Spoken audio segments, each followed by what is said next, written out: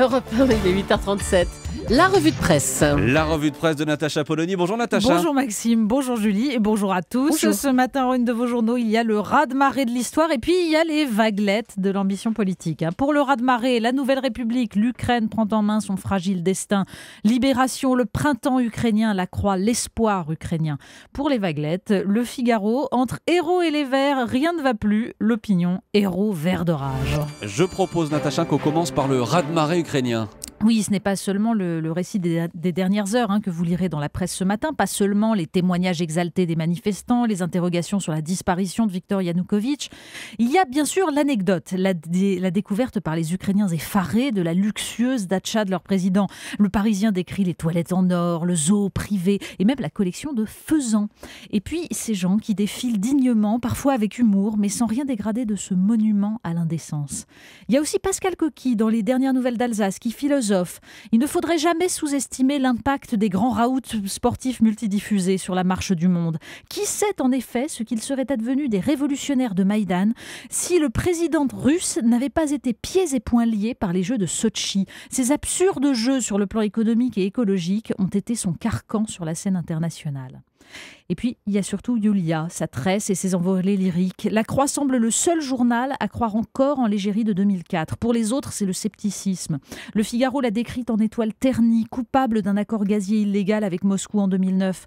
Peut-on évoquer à ce stade une révolution, se demande Jean-Paul Pierrot dans l'Humanité. En aucune manière si le résultat se résume au remplacement de Viktor Yanukovych, l'homme lige de Rinat Akhmetov, le patron du consortium SCM Holding, industrie minière et sidérurgique, assurance et banque, par Yulia Tymoshenko, qui a bâti sa fortune sur la distribution de gaz. Dans l'Est républicain, Philippe Marcacci prévient tous ceux que tenteraient les déclarations grandiloquentes. L'exemple du printemps arabe en atteste. Le vent de la liberté peut très vite se fracasser sur le mur des réalités. Il est aussi beaucoup question des Verts ce matin dans la presse, Natacha. Ah oui, alors évidemment, c'est l'autre sujet qui occupe les éditorialistes et ils se partagent en deux catégories. Les indignés, par exemple Jacques Camus dans La République du Centre. Pendant combien de temps encore la grotesque comédie du pouvoir entre le PS et Europe Écologie Les Verts va-t-elle durer ? Il faut vraiment que les Verts aiment les Marocains pour rester dans un gouvernement dont ils ne cessent de dénoncer la politique.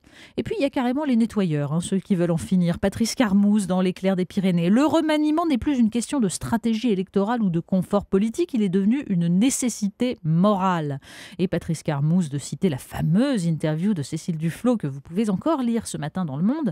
Le gouvernement qui n'a rien compris à la transition énergétique, qui n'a pas de cap clair et le mieux évidemment la tristesse qu'éprouve Cécile Duflot, comme tous ceux, dit-elle, qui ont fondé beaucoup d'espoir sur le changement de président en 2012. Ce matin, les éditorialistes, eux, fondent visiblement beaucoup d'espoir sur le changement de Premier ministre en 2014. Il a ouvert ses portes samedi. On parle beaucoup du salon de l'agriculture ce matin dans la presse. Oui, parce qu'il y a quand même des gens qui parlent d'écologie ce matin, à défaut des Verts. Donc si vous voulez comprendre le concept d'agroécologie défendu par le ministre de l'Agriculture, Stéphane Le Foll, eh bien, il faut lire la page du Monde qui explique donc ce projet d'une agriculture à la fois respectueuse de la nature et rentable pour les producteurs.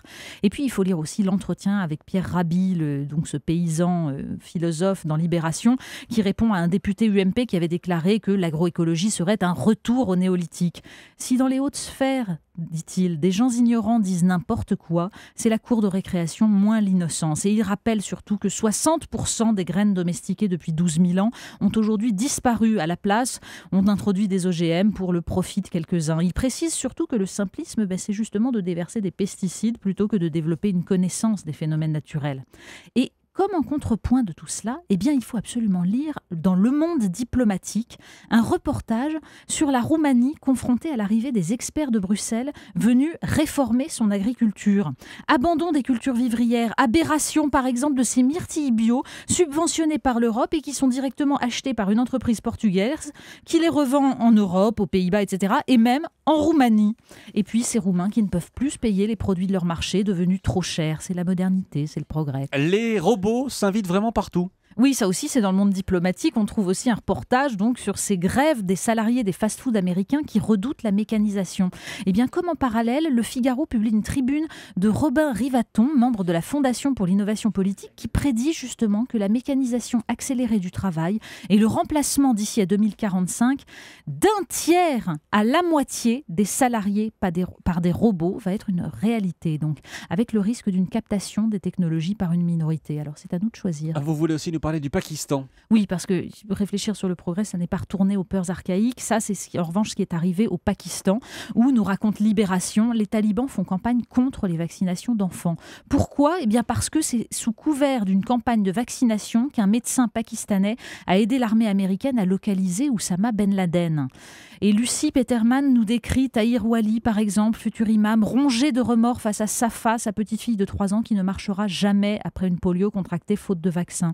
Il avait cru à la propagande, le vaccin rendait stérile. Et c'est une vie gâchée. Le clin d'œil de cette revue de presse. Oui, je disais tout à l'heure que les robots nous sauveront. Eh bien, le Parisien nous raconte qu'ils nous rendent déjà immortels grâce à un site américain, Eternimi. J'adore. Alors, oui, c'est fabuleux. Vous y mettez toutes vos données, interactions, et le jour où vous disparaissez, eh bien, il est capable de vous faire discuter virtuellement avec vos proches en fonction de ce qu'il sait de vous. Bon, notez qu'en politique, ça marche déjà. Hein. Vu leurs résultats à la présidentielle, tout le monde pensait que les Verts étaient morts. Bah, quand on entend Cécile Duflot, on ne se rend pas du tout compte que c'est qu'un avatar. Et voilà, c'est dit. La revue de presse de Natacha Polony. Merci Natacha et à demain.